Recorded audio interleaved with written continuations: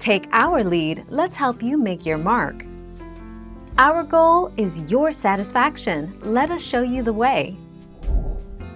The Rachel sandwich is one of several variations on the famous sandwich. Instead of the classic corned beef and sauerkraut, the Rachel is usually made with turkey or pastrami and coleslaw. Both sandwiches are made with Swiss cheese and rye bread. 25 June 2019.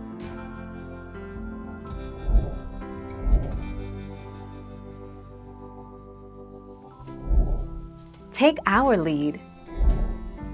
I've always had two all-time favorite sandwiches. The first is the classic Reuben because well pastrami. The second is the Cuban sandwich, with its hot and melty ham and roast pork combo, accented by sharp mustard and dill pickle. 6 June 2018.